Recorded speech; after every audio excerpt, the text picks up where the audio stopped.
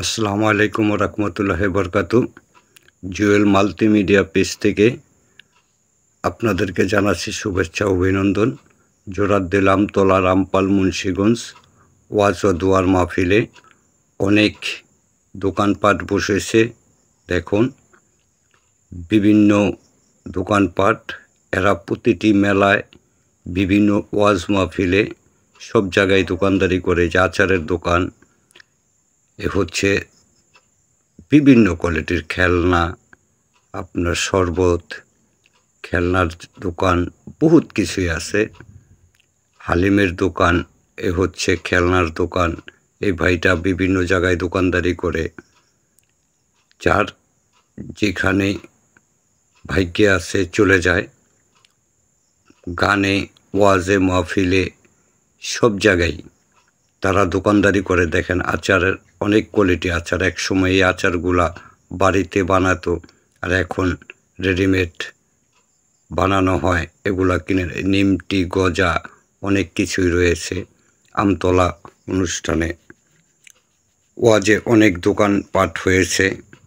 দেখুন, সবাই আমার সাথেই থাকুন আর দেখতে থাকুন, উপভোগ করুন।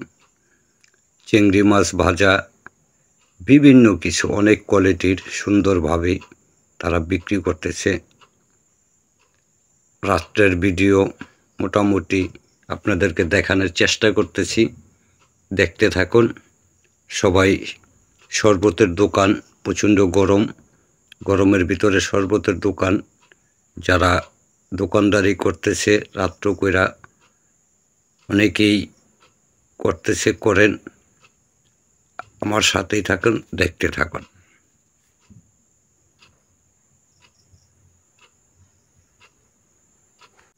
প্রতিনিয়ত যারা আমার ভিডিওগুলো দেখেন, আপনাদেরকে অসংখ্য ধন্যবাদ ভিডিওটি দেখার জন্য। বিভিন্ন দোকানপাট হয়েছে আমতলা, রামপাল, মুন্সিগঞ্জ, এটা হচ্ছে চটপুরের দোকান। বিভিন্ন জায়গায় অনেকেই খাওয়ায়, মানুষে করতেছে। দেখেন, সবাই আনন্দিত। আমাদের শহীদ ভাই রিটন চোকদার এখানে আছে, অনেক লোকজনই আছে এখানে। বিভিন্ন দোকানপাট বসেছে, দেখতে থাকেন। আর ভিডিওটা পারলে বন্ধু বান্ধবের শেয়ার করে দেখার সুযোগ করে দিবেন। অনেক কিছুর দোকান, ঝালমুড়ি, সব তো দেখতে পারতেছেন, আমার তো আর বলা লাগবে না। অনেক দোকানপাট, প্রতি বছরই এখানে ওয়াজ হয়,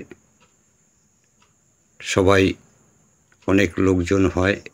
এই মামাটা অনেক জায়গায় দোকানদারি করে, মামাকে অনেকেই চিনেন। যারা বিভিন্ন মেলায় যান, ওয়াজে যান, গেলেই মামারে পাবেন। বিভিন্ন খেলনার দোকান, যার যেটা প্রয়োজন বাচ্চাদের জন্য, সবাই এখান থেকে আসে নেওয়ার জন্য।